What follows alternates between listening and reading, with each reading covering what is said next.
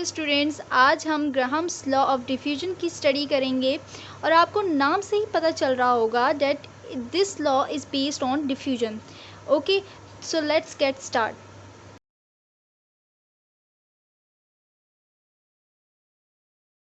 So students, अभी हम diffusion से स्टार्ट करते हैं. लेट्स सी कि डिफ्यूजन क्या होता है. स्टूडेंट्स, डिफ्यूजन होता है, हम शुरू से ही डेफिनेशन पढ़ते हुए आ रहे हैं, that any movement from higher concentration towards lower concentration. तो चलें देखते हैं कि एग्जांपल से थोड़ा क्लैरिफाई करते हैं इस डिफ्यूजन के प्रोसेस को. सो स्टूडेंट्स, अगर मैंने एक कंटेनर लिया है, उसके अंदर मैंने वाटर फिल किया है और उसके अंदर मैंने इंक का ड्रॉप फिल किया. अब स्टूडेंट्स, ये जो इंक का ड्रॉप है, इसमें मॉलिक्यूल्स की कॉन्सेंट्रेशन जो है वो ज़्यादा है, हायर कॉन्सेंट्रेशन है. अब जब वो जैसे ही मैं उसे इस कंटेनर के अंदर डाल दूँगी तो वो स्प्रेड होने लग जाएगी इंक. जब वो स्प्रेड होगी it means what, diffusion is occurring, because इनके जो मॉलिक्यूल्स हैं वो हायर कॉन्सेंट्रेशन से जा रहे हैं towards lower concentration, means water की तरफ जा रहे हैं जहाँ उसकी लोअर कंसंट्रेशन है. ये एग्जांपल हमें बता रही है that what is diffusion. Okay, from higher concentration towards lower concentration of movement of ink. Now students, Graham's law of diffusion के अकॉर्डिंग उसका ये स्टेटमेंट था that rate of diffusion of gas, because हम gas molecules के बारे में study कर रहे हैं. So rate of diffusion of a gas is inversely proportional to square roots of density, जिसमें टेम्परेचर एंड प्रेशर, क्योंकि कुछ ना कुछ कंडीशंस भी अप्लाई होती हैं, हर लॉ पे कोई ना कोई कंडीशंस भी अप्लाई होती हैं. सो temperature and pressure remains constant. So students, अब इसे मैथमेटिकली हम कैसे लिख सकते हैं. प्रोपोर्शनल का साइन रिमूव करते ही के आ जाएगा अपॉन डेंसिटी. ना स्टूडेंट्स, जैसे कि हमें पता है कि डेंसिटी का फॉर्मूला होता है मास अपॉन वॉल्यूम, फिर हम लास्ट में इसको. So students, density is directly proportional to the mass. So sometimes density के बजाय हम ये भी लिखते हैं that rate of diffusion is inversely related to mass. ठीक है, मास भी लिख सकते हैं because density and mass has direct relationship. इस एग्जांपल से हम थोड़ा समझने की कोशिश करते हैं, बिकॉज रिलेशन के अकॉर्डिंग हम देखते हैं कि ग्राहम्स लॉ कहना क्या चाह रहा है. स्टूडेंट्स, जैसे कि हमें पता है कि अगर मैं एक बड़ी बॉल ले लूँ और एक छोटी बॉल ले लूँ तो कौन ज़्यादा स्पीड से मूव करेगी.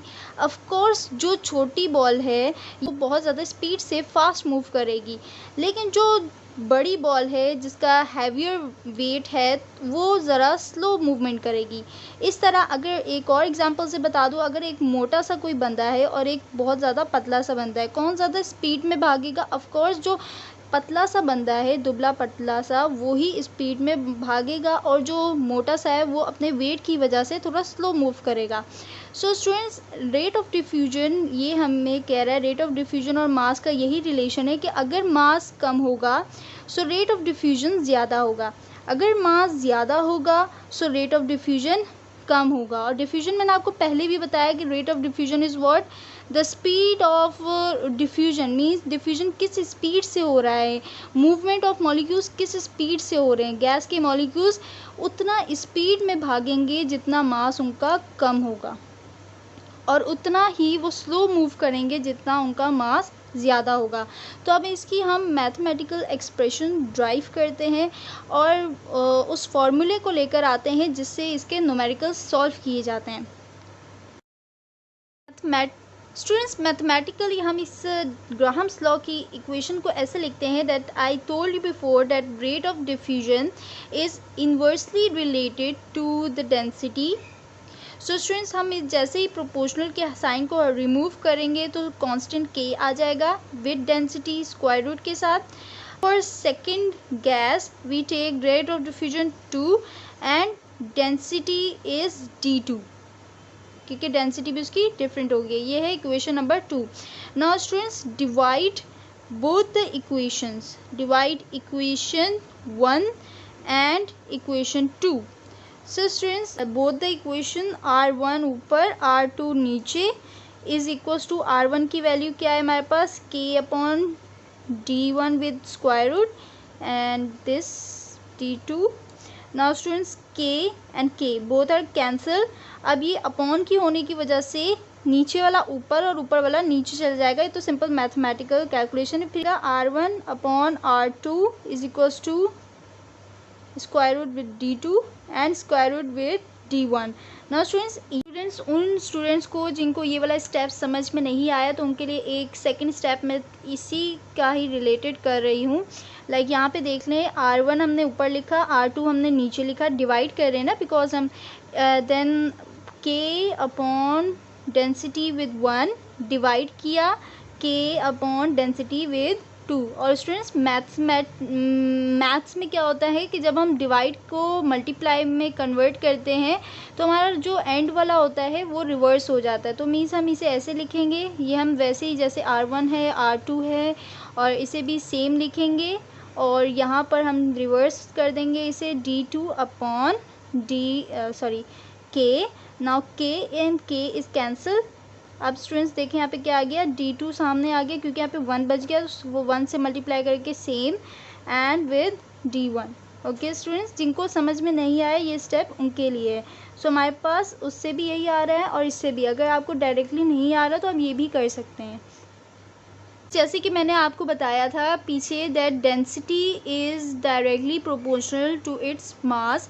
तो हम इसकी जगह ये भी फार्मूला यूज़ कर सकते हैं फॉर न्यूमेरिकल्स, क्योंकि ये फार्मूला क्या होता है न्यूमेरिकल्स में यूज़ किया जाता है ये वाला फार्मूला हमारा.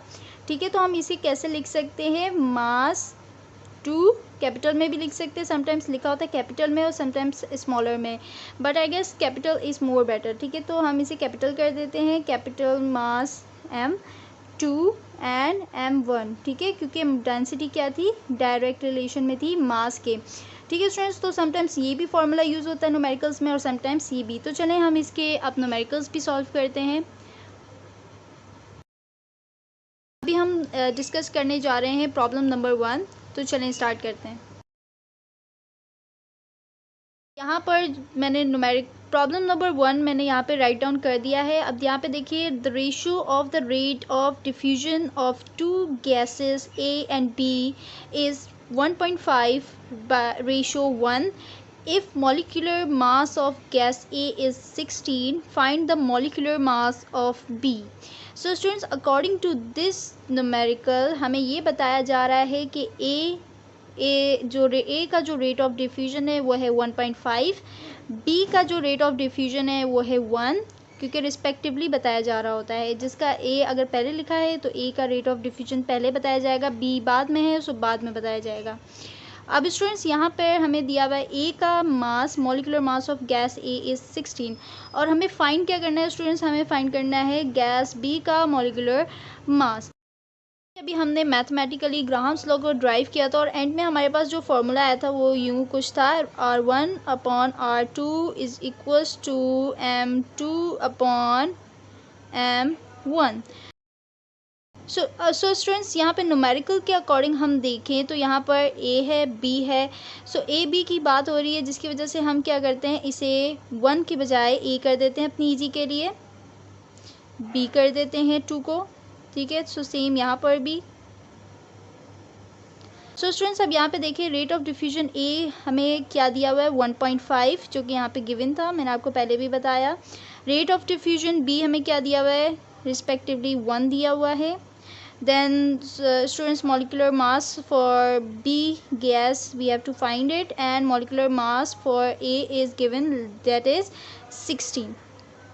नाउ स्टूडेंट्स अब इस रूट को हटाने के लिए मैथमेटिकली मुझे क्या करना है squaring on both side. Now students अब मैं बोथ साइड स्क्वायरिंग करूँगी. So as it is students यहाँ पे क्योंकि दोनों के पास रूट है तो मैं इसे एक रूट भी लिख सकती हूँ. ठीक है, सो मैंने एक रूट ले लिया, कंसिडर कर लिया. अब स्टूडेंट्स स्क्वायरिंग कर रही हूँ बोथ साइड. सो 1.5 का जब हम स्क्वायर लेंगे सो 2.25 आ जाएगा. 1 1 ज़ा 1 होता है, सो इसे लिखने की भी आई गेस ज़रूरत नहीं है हमें. इज इक्वल्स टू, अब ये स्क्वायर इस रूट से कैंसिल हो जाएगा, सो दोनों के रूट क्या हो गए, कैंसिल हो गए स्टूडेंट्स। अब यहाँ पे हमारे पास आया है molecular mass for B 16। So students अब 16 जाएगा उस तरफ, 2.25 multiplied by 16 is equals to MB mass for B. ना स्टूडेंट्स इन दोनों को मल्टीप्लाई करने के बाद जो हमारे पास आंसर आएगा,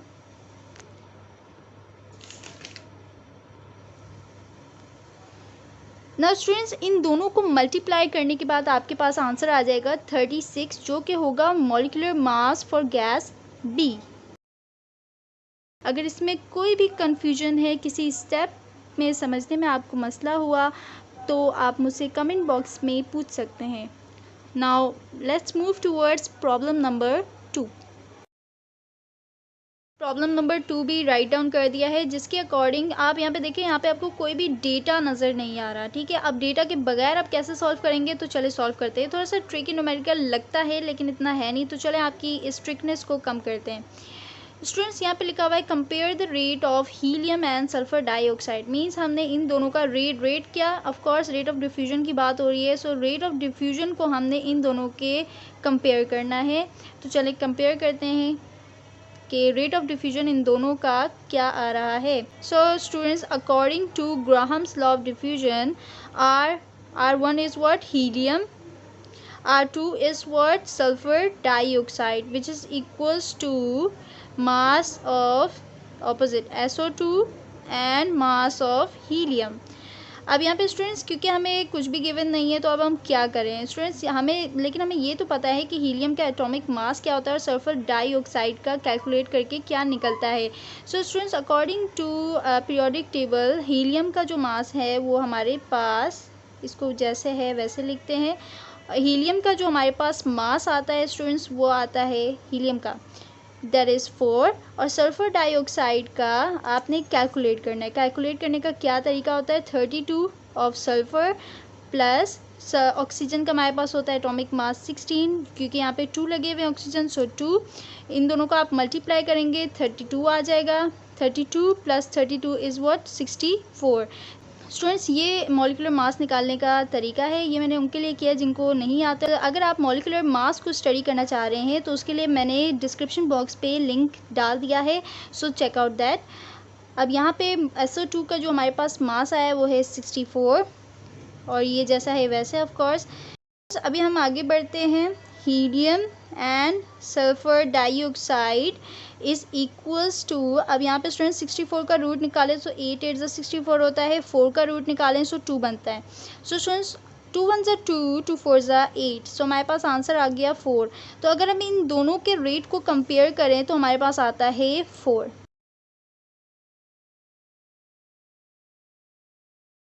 4 का मतलब ये है that helium is 4 times more faster than